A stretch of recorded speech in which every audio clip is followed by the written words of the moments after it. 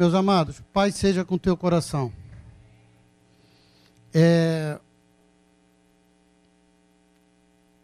Eu estava ouvindo os louvores e, graças a Deus, existe uma preocupação muito grande de falar, abrir a Bíblia e falar publicamente. Mas há uma preocupação muito grande no coração de saber se o que vamos falar vem ao encontro do que Deus quer que a gente fale. Então, falar da Bíblia não é difícil. E eu acordei de madrugada, peguei a Bíblia, li alguma coisa que eu já tinha escrito. E agora, ouvindo esses louvores, Deus testificou sobre essa palavra. A última vez que eu preguei aqui, eu falei sobre finanças. E eu falei que eu estava trazendo um alerta para a igreja. Que a igreja não deveria estar andando em paralelo com o mundo.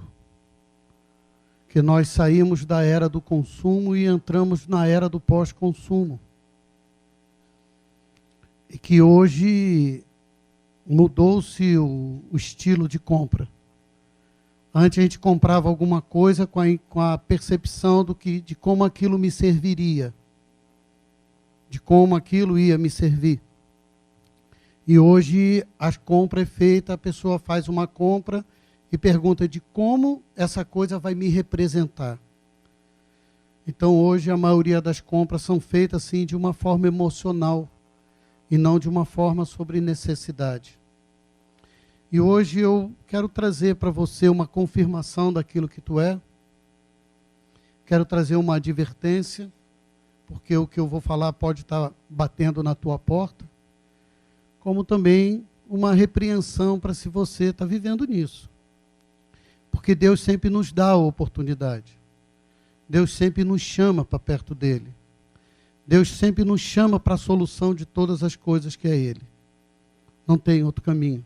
Para quem iremos? Se só o Senhor tem a palavra de vida eterna. Então, ouvindo esses cânticos aqui, eu não sei se vocês notaram, mas todos os cânticos é um apelo, é um anelo da intimidade com Deus, da necessidade de se estar perto de Deus, do desejo ardente de fazer a vontade dele. E ele fazer a vontade dele sobre nós. Porque existe isso, muitas vezes a gente busca a nossa vontade diante de Deus. Mas a gente também não se preocupa em saber qual é a vontade dele para nós. A gente sabe o que Deus fez em nós, mas muitas vezes não estamos apercebidos daquilo que Deus quer fazer através de nós. Então eu quero nessa manhã falar sobre algo que nos rouba exatamente isso que nós cantamos na manhã. Que nos tira dessa aproximação.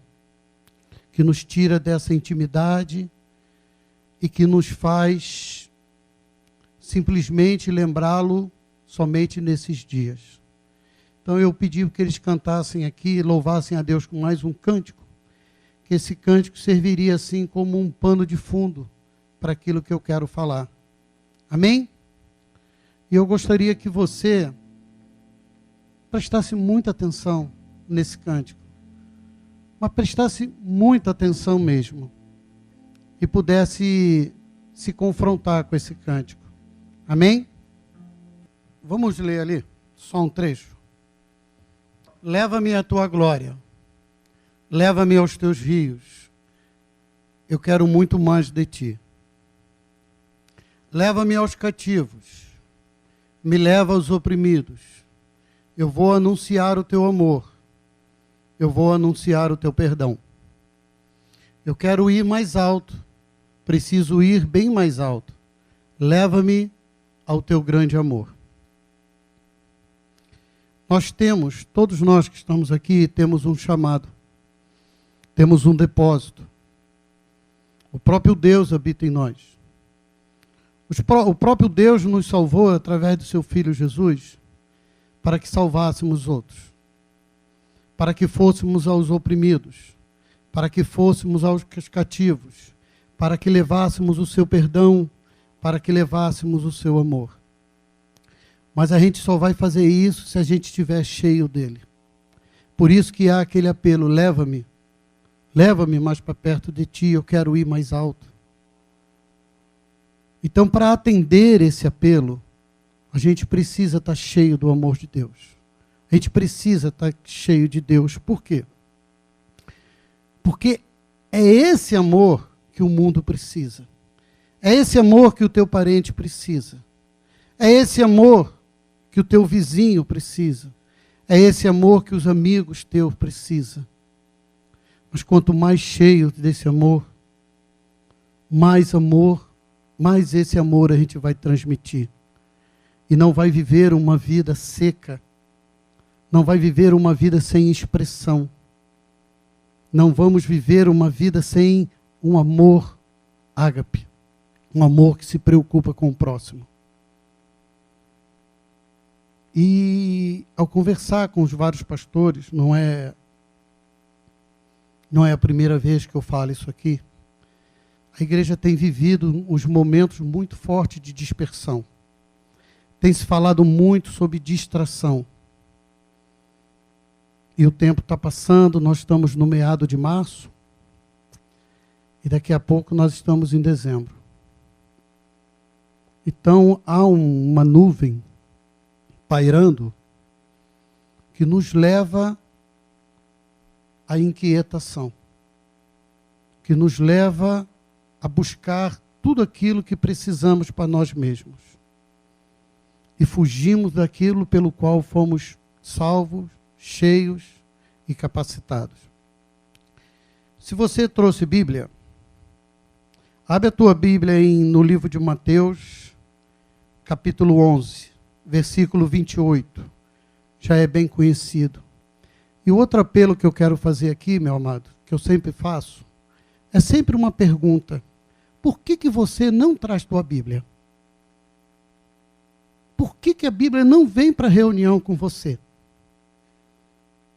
Esse tipo de coisa eu fico preocupado, sabe? Porque tem irmãos que vão para o grupo caseiro sem Bíblia. A maioria dos irmãos está aqui, a gente não tem 30% dos irmãos com Bíblia na mão.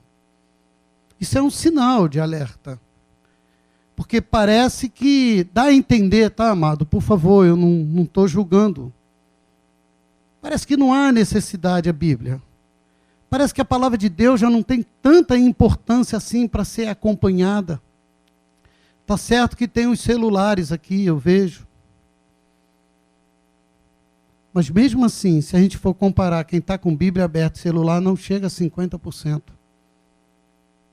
Isso para mim, assim digo eu e não o Senhor, é triste.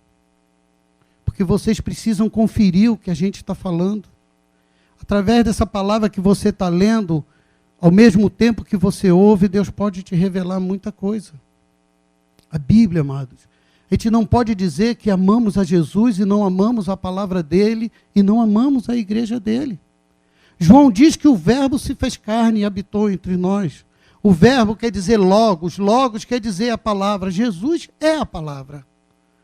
Então, vim adorar a Deus, vim adorar Jesus sem uma parte dele, você está incompleto. Porque o próprio Senhor é a palavra. Eu sou o caminho e a verdade, a palavra dele é a verdade. Santifica-os na tua verdade, a tua palavra é a verdade. Então, amado, fica aqui um alerta, não fica com vergonha de andar no ônibus com a Bíblia, não. Não despreza, não, amado. Em nome de Jesus, é um apelo meu. Vamos lá. Mateus 11, 28. Eu penso que a maioria aqui já conhece. Vinde a mim, todos que estáis cansados e sobrecarregados, e eu vos aliviarei. Tomai sobre vós o meu jugo, e aprendei de mim, porque sou manso e humilde de coração, e acharei descanso para as vossas almas. Porque o meu jugo é suave e o meu fardo é leve. Não é esse versículo que eu quero falar, mas vai servir aqui como um pano de fundo. Jesus também faz um apelo. Vem, por favor. Vem.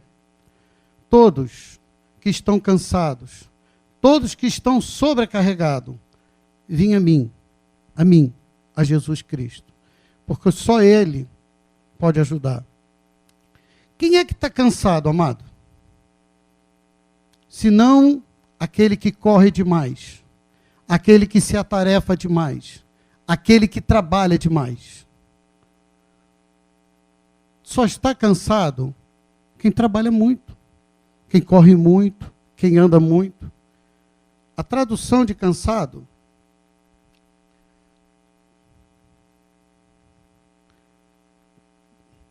trabalhar para ele, intenso trabalho, unido ao aborrecimento, fadiga, aflição. Quem é que está cansado?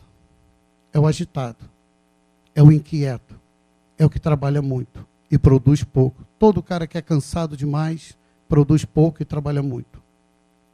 Quem é que está sobrecarregado? Senão aquele que está carregando um peso, um fardo, uma carga maior do que consegue. Está pegando muita coisa para fazer. Está se interessando por muita coisa ao mesmo tempo. Isso está trazendo uma carga. Está sobrecarregado. Como o cansado e o sobrecarregado vai ouvir Deus, que é manso, que é suave, que é sensível. Como? Como ir aos aflitos? Como ir aos cativos, aos oprimidos? Como levar o perdão? Como levar o amor? Se estamos cansados e sobrecarregados, não temos tempo para ouvir. Não temos tempo para dar valor àquilo que realmente tem valor, por conta dos excessivos labores. Agora, você vai pegar a tua Bíblia e vai para o mesmo livro, Mateus, capítulo 25, que eu vou contar, a gente vai ler uma parábola. Mateus 25.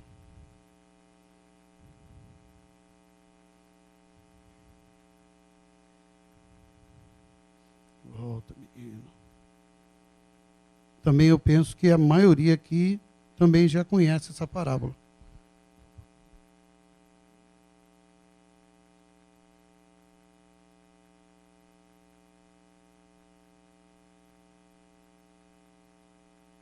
Mateus 25, 14, eu penso que a maioria já conhece, que é a parábola dos talentos.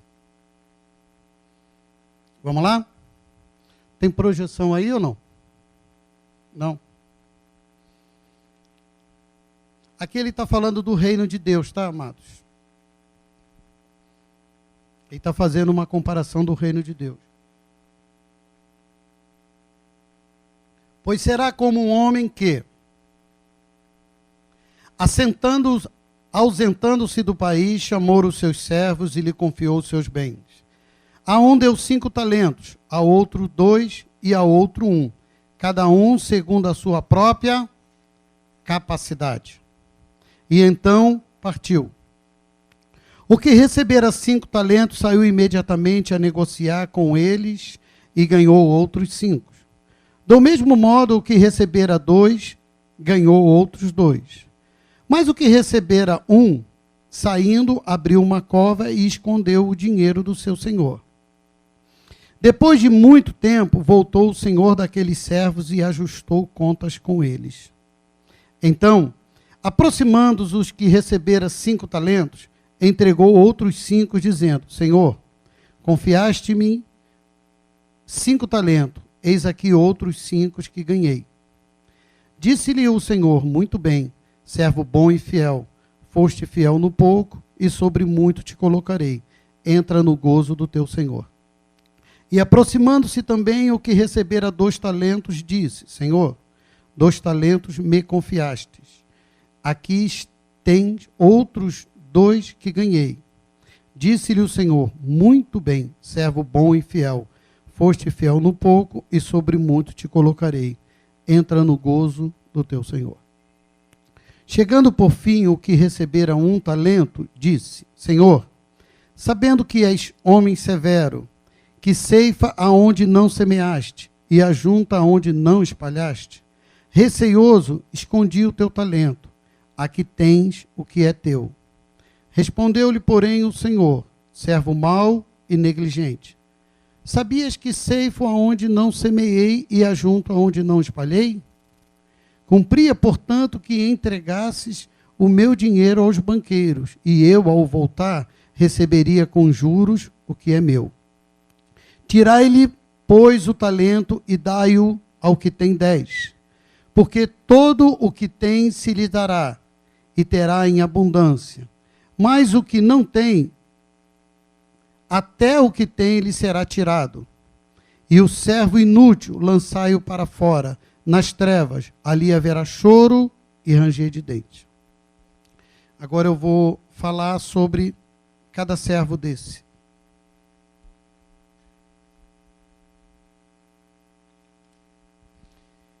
Bom, um talento. Por que Jesus simbolizou o talento? Porque o talento era uma das principais medidas que tinha. Um talento, ele pesava mais ou menos 34 quilos, 272 gramas. Isso era de ouro. Tu imagine o valor disso. Ele quis simbolizar o peso, o valor de um depósito, de um talento. Então, simplesmente não é o valor financeiro da coisa, mas é a importância da coisa, é o valor e o peso que ela tem para Deus.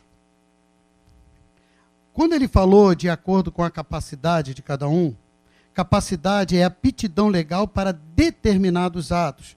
Pessoas de grande merecimento os recebem. Eu penso aqui que todos nós recebemos isso. Negociar, exercitar, realizar, empenhar-se em fazer existir, produzir. Bom, Deus chamou 3 homens. Esses 3 homens conheciam seu Senhor. Sabia quem era o Senhor.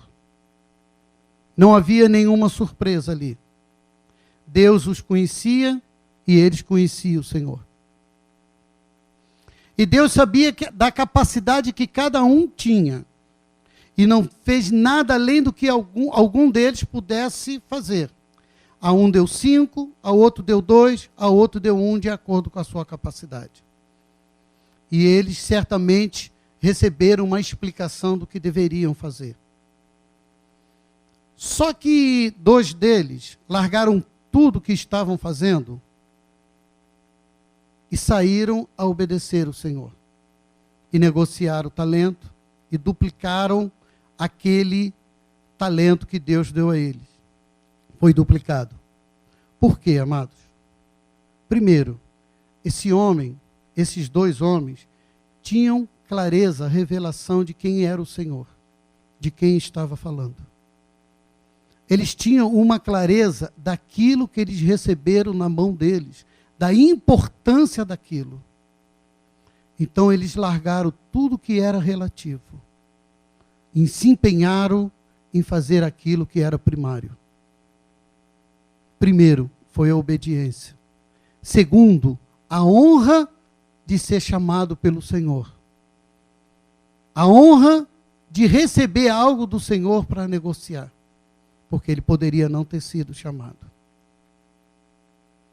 E assim ele foi e fez. Mas, infelizmente, não foi com o terceiro. Só que o terceiro também conhecia o Senhor. A gente não pode falar, porque de repente ele não sabia, não. Ele conhecia o Senhor. Ele sabia que o Senhor semeava onde não tinha ceifado. E sabia que o Senhor ajuntava onde não espalhava. Ele sabia. Mas esse homem foi tomado por um receio. Esse homem foi tomado por um medo. Mas esse receio, o medo desse homem não era com a negociação. Era com os afazeres que ele tinha. Esse homem era um homem muito atribulado. Esse homem era um homem com muitos afazeres. Só que esse homem, ele teve uma escolha, como nós também temos. Esse homem preferiu largar as coisas do seu Senhor de lado e viver a sua vida. Viver aquilo que ele tinha que fazer. Preciso trabalhar, preciso ganhar dinheiro, preciso comprar, preciso ter, preciso viajar, preciso dormir, preciso isso, preciso. Se sobrar tempo, eu vou. Mas se eu perder?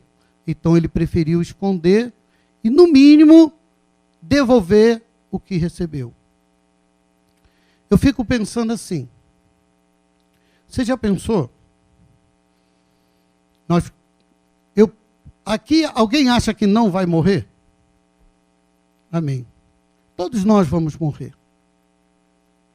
E todos nós estaremos diante do Senhor.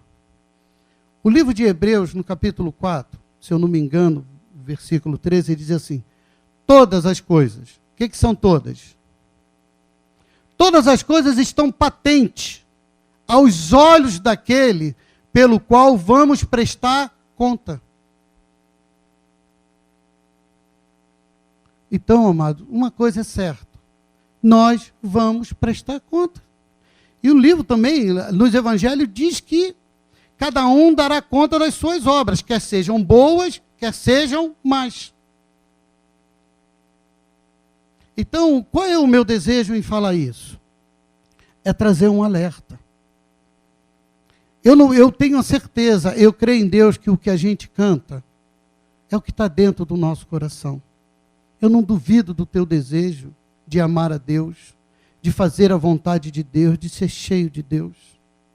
Eu não duvido que você não queira passar para uma pessoa aquela experiência que você viveu, de transformação, de libertação, de cura. Eu não nego esse desejo no coração de nenhum de vocês. Mas o que eu quero trazer aqui é que há um ladrão, é que há um inimigo, que é um inimigo de Deus e não quer que as coisas de Deus aconteçam. Mas todas as coisas de Deus vão acontecer através da igreja. Mas são coisas assim quase que imperceptíveis. São coisas que muitas vezes são legais, são justas. E daqui a pouco a gente não se apercebe de que as coisas vão acontecendo, e nós acabamos ficando distantes de Deus. Pode ser que passe dias ou semanas, ou não sei, até mês, sem pegar uma Bíblia para ler ou sem orar. Sem buscar a Deus, sem declarar uma adoração para Deus. Mas que tudo que nós estamos fazendo é justo. Estamos trabalhando, estamos estudando, estamos fazendo trabalho de casa, e estamos levando os filhos para a escola. Quando dá um tempinho, a gente vai se divertir. Tudo isso é justo. Mas a questão é quando se faz isso como prioridade de vida. E não se faz isso como relativo.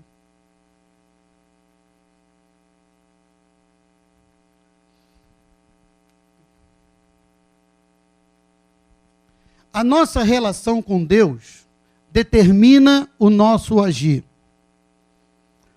Um dos problemas que passamos é que tratamos as coisas de Deus na nossa perspectiva e não na perspectiva do Senhor.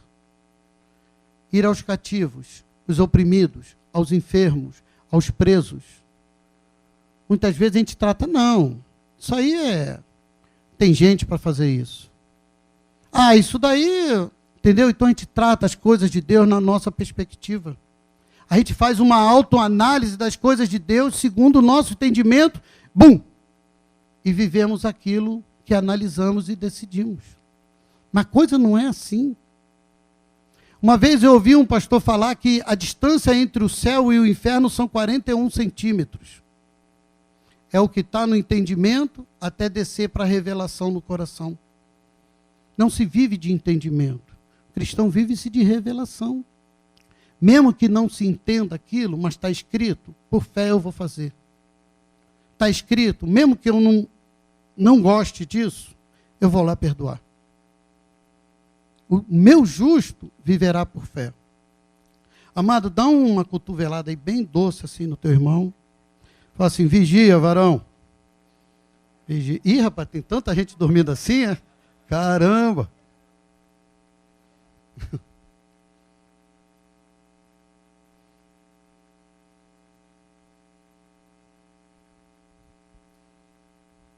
Vamos lá, amados.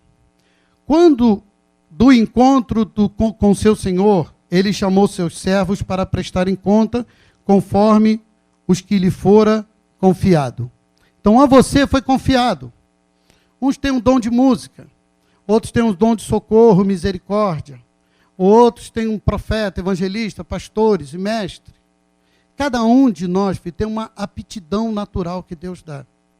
Eu trabalhei 20 anos com venda, vendendo um conceito, vendendo uma ideia.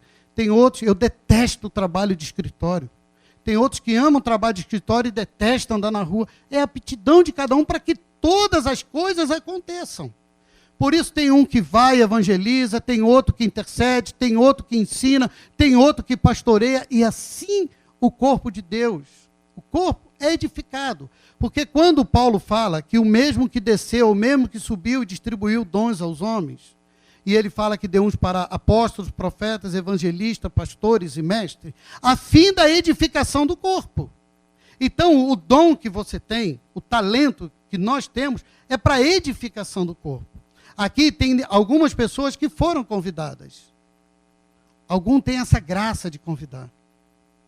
Eu convido 30, vem um. Tem gente que convida um, vem 30. Mas é a graça. Mas o cara, muitas vezes, que convidou, não sabe emprestar o ombro para o visitante chorar. Aí o outro vai e faz. Ah, mas ele precisa aprender da Bíblia, eu não sei. O outro irmão vai e ensina da Bíblia. É assim. Então, cada um de nós temos um talento. E precisamos exercer esse talento para a edificação do corpo. Porque sabe o que acontece, amados? A gente vive num ócio espiritual e o corpo não é edificado. A gente vive num marasmo. Há muitos cristãos obesos espiritualmente. Que recebem, mas não tem vontade de dar. Uma vez eu estava falando para os irmãos que a gente precisa sair da era do babador e entrar na era do avental. As mães aqui sabem o que é babador. A criança faz isso. Ainda tem que dar papinha para não mastigar. E nem limpa a boca. A mãe que limpa a boca. Tem muitos cristãos que querem viver assim com babador. A gente precisa sair do babador e entrar no avental. Avental que diga aí o churrasqueiro da vida aí. Come, mas também ralam muito. Todo churrasqueiro tu vai, o cara trabalha fazendo churrasco e também trabalha com a boca. Ó, o pessoal que está dizendo o nome aí do Rafael, não fui eu não. Não, e churrasqueiro é sempre um cara que está sempre lotado de ajudantes. Gente, aqui tem as mesas aqui, tem que varrer aqui, tem 2, mas no churrasco tem 20 ali ajudando. É. Aí tem a aptidão que todo mundo tem igual. Você entendeu? Mas é assim, um compra, o outro faz isso, então aquele evento, por isso que é muito legal, a gente quando vai ver um DVD, a gente assistir aquele making off.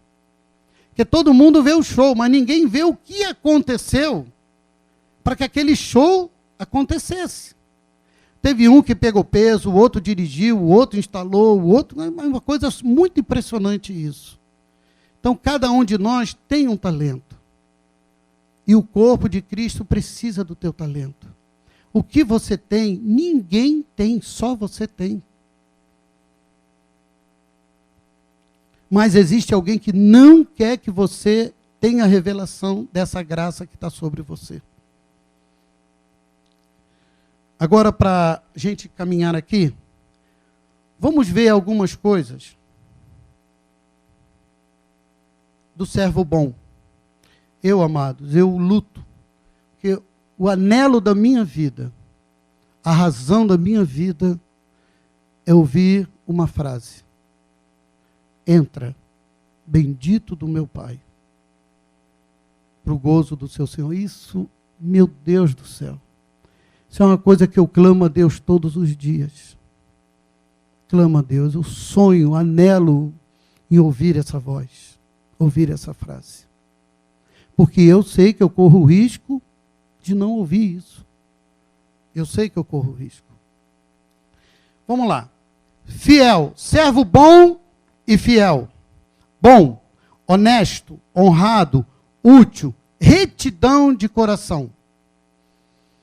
Fiel, verdadeiro, digno de confiança, que se confia, que crê.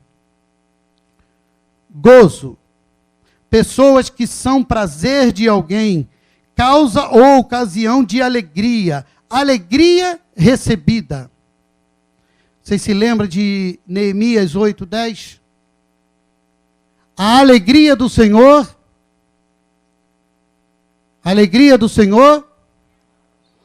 a maioria aí está sem alegria do Senhor, porque está sem força. Então, quando ele fala assim, entra no gozo, entra na minha alegria. Quando a gente alegra o coração de Deus, nós somos revestidos de força e podemos vencer todas as coisas.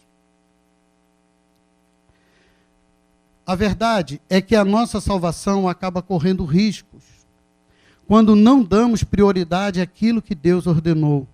Precisamos estar atentos, precisamos ter tempo para Deus. Não devemos ter medo de correr risco, de se expor ou errar, faz parte. Estamos a cada dia sendo aperfeiçoados à imagem de Jesus. Esse homem tinha medo de errar. Esse homem tinha medo de se expor.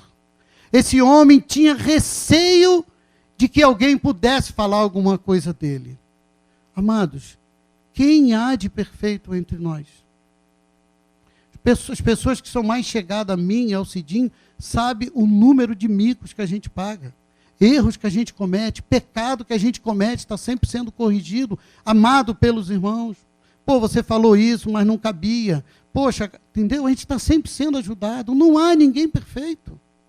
Então, se a gente preservar a nossa imagem, em vez de fazer com que prevaleça a vontade de Deus, amado, é um choque. É um confronto. Entre Deus falou assim, vai. E você pensa, não, naquele lugar é muito feio, eu não quero ir. Eu me sinto mal ali. Amados, a gente não pode. Não, mas se eu orar pelo enfermo e ele não ficar curado, como é que eu fico? Então, se você está orando no teu nome, você tem que ficar preocupado mesmo. Você está orando no nome de Jesus. Eu não me preocupo com isso. Vocês sabem da minha fama, né? Saí de Campo Grande com 6 mortos, aqui já tem mais 5. Orei e morreu as pessoas, morreram. Mas continuo orando. Eu já não estou nem falando aqui muitas coisas na reunião de oração, deixando o pessoal orar, que alguns ficam com receio. Mas eu continuo orando. Eu vou orando. O pessoal vai me zoando, me chamando de irmão eutanásia, mas eu sigo.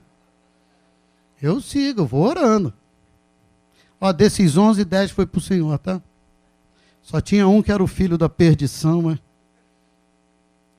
Bom, para aquele que não fez a vontade do seu Senhor.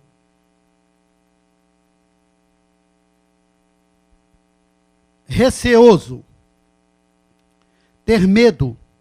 Tímido. Ser surpreendido pelo medo. Aí é para a gente fazer uma autoavaliação, tá, amados? Que tem receio, que hesita em fazer algo por temor das consequências. Tem gente dormindo aí, meu irmão. Vigia aí, olha do teu lado aí. Vocês têm que ficar igual Jesus, amados. Jesus falou, vigiai comigo enquanto eu vou orar. Vocês têm que estar vigiando. Olha aí pro teu irmão aí. Eu falei, ô varão, vigia, cara. Pô, vocês não podem suportar até 1 hora só? Bom, vamos lá, vou ler de novo receoso porque os acordaram ouvir. Receoso, ter medo, tímido, ser surpreendido pelo medo, que tem receio, que hesita em fazer algo por temor da consequência. Amado, isso foi um fantasma durante muitos anos na minha vida, quando eu me converti. O medo de errar e que as pessoas vissem que eu não era uma pessoa certa, correta e que cometia erro. Meu Deus do céu. E Deus só me atropelava, cara. Quanto mais eu me preservava, mais coisas erradas eu fazia. Mal, olha aqui. Servo mal. O que quer dizer mal? Mal, obrigado. Cheio de labores, fadigas, má reputação, aborrecimento e cegueira. A tradução desse mal quer dizer cheio de labores. Labores é trabalho. Você está assim? Olha, uma vez em Campo Grande, eu saía para trabalhar cedo. Minha esposa acordava cedo, começava a arrumar a casa. Quando eu chegava em casa, está ela terminando de arrumar a casa. E eu comecei a ficar incomodado com aquilo. Aí um belo dia eu perguntei para ela como era assim a importância do serviço da casa de segunda-feira. Depois de um final de semana, tem isso, tem isso, tem isso, tem isso, tá bom. Amados, eu fiz uma agenda para minha esposa. Segunda-feira, banheiros, cozinha e mais alguma coisa. Terça-feira, quartos, quintal, mais uma coisa. E cozinha. Não, cozinha eu botei todos os dias. E, amados, fiz uma agenda para minha esposa. Que isso? A dona de casa arruma o que fazer. Depois que está tudo limpo, ela muda de lugar as coisas. Depois que muda de lugar, vê que não ficou legal, bota para o lugar de novo. O Edileuza está te entregando lá atrás. Ó. Então eu pus a minha esposa em disciplina. Mas o que eu vou fazer de tarde? Você vai orar, você vai chamar as irmãs, você vai ler a Bíblia, você vai ter comunhão com Deus. E se fizer algo fora disso, a disciplina aumenta. Ela obedeceu. Mas amados, é um cuidado. É um cuidado, e a mulher deve ter esse cuidado com o marido. Tem vezes que o cara está na televisão, está no computador, está ali, não está fazendo tudo. Não pode, amado. Aí ele não tem participação com a esposa, não tem participação com o filho, não tem nada. A mulher sai para trabalhar para um lado, ele para o outro, e fica assim, amados. Quando vai ver, o tempo está passando, e a gente está vazio de Deus. A gente está seco. Como diz a Ana Paula, como terra seca, árido, coração vazio. Mas cheio de labores, cheio de cansaço. Eu vou dormir, eu estou cansado. Eu não vou sair.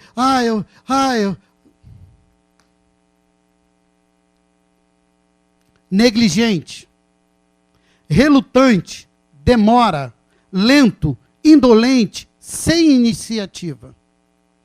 Inútil, que não serve para nada, não proveitoso, corrompido.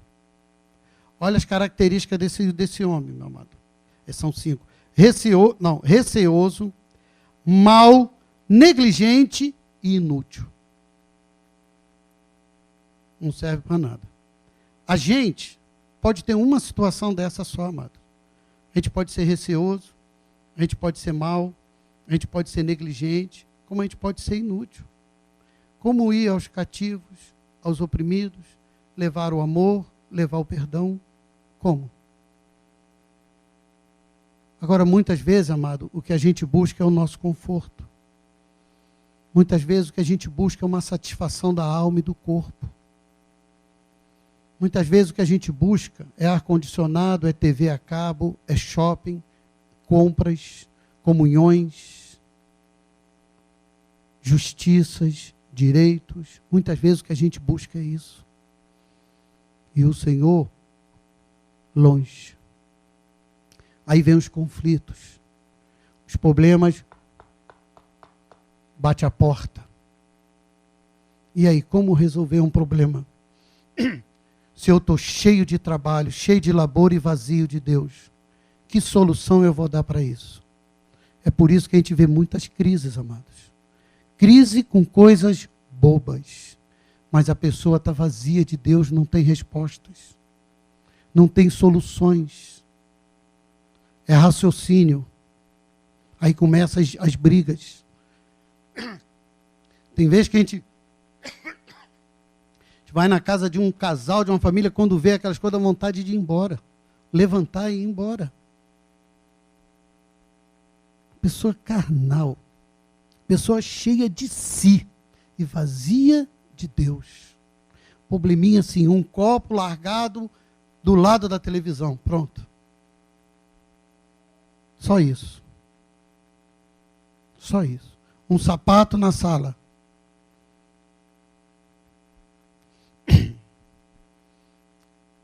Vamos lá que eu estou terminando.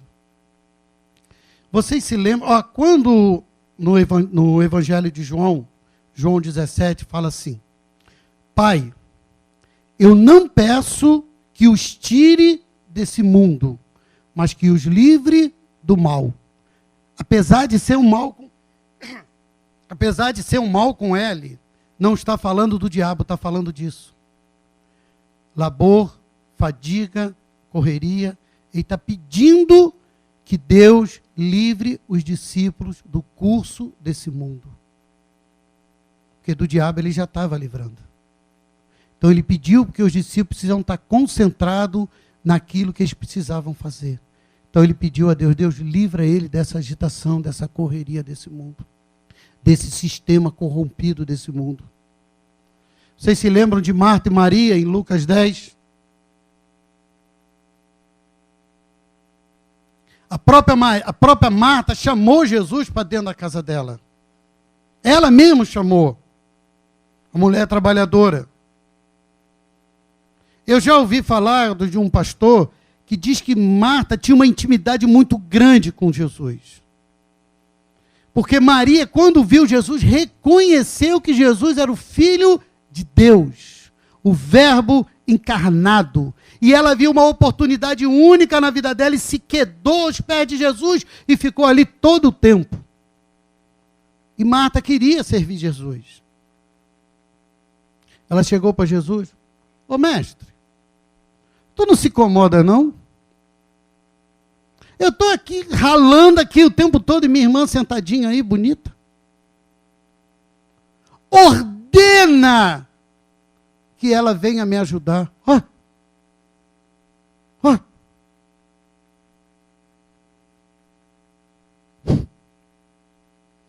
Jesus, com aquela mansidão dele: Marta, Marta. Falou de duas características da Marta. Andas agitada e te preocupas com muita coisa. Agitada, corpo. Preocupação, alma. Ela estava agitada por dentro e por fora. Quando fala de agitação é correria. Quando fala de preocupação é coisa da mente. Que a gente está precipitadamente ocupando a mente com a coisa que não se materializou. Pré-ocupação. Maria escolheu a melhor parte. E isso não lhe será tirado. Esse tempo, amado, que a gente tem com Jesus, só nós e Jesus, esse tempo não é tirado. Ninguém rouba. Ninguém rouba esses tempos preciosos que a gente tem. Paulo aconselha Timóteo: não te faças negligente com o dom que há em ti. São coisas que a gente somos realmente levados a fazer isso. Somos susceptíveis. Deus confiou naquele homem como confia em todos aqueles a quem escolheu. Ele te escolheu. Confia em você. O Senhor sabe que você é capaz. Não deveria ter dado o meu dinheiro para os banqueiros? Quem são esses banqueiros? Eu também não sei. Mas eu penso que esses banqueiros poderiam ser os nossos irmãos.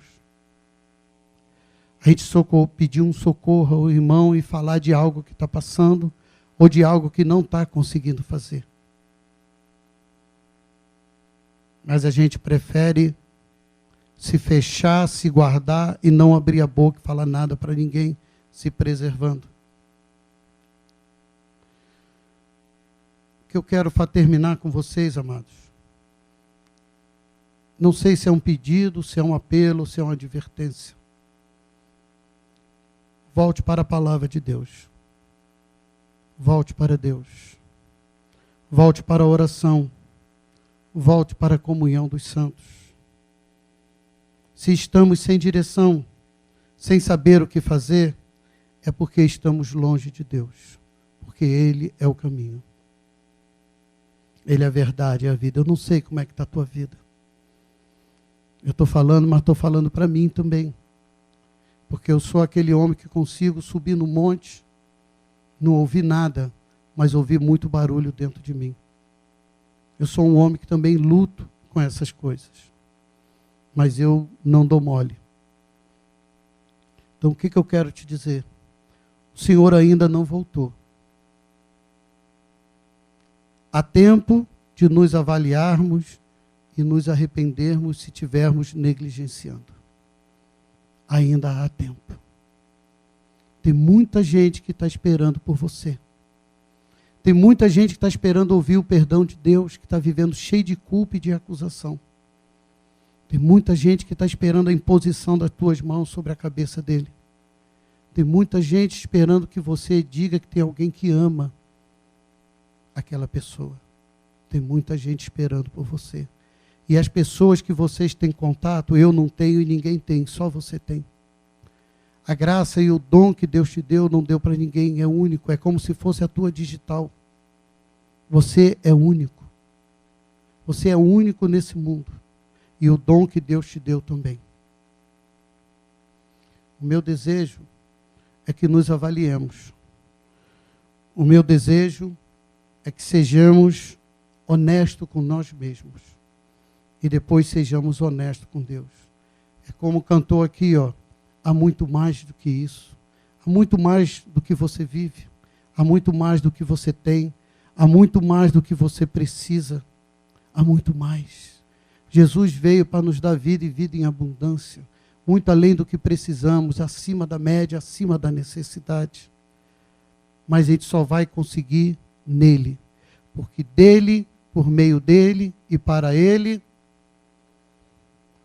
Então o que tu quer está dentro dessas todas.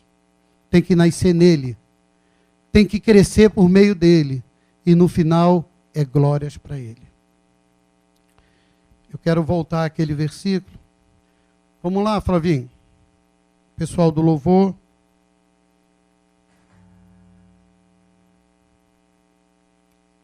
Vinte e 28.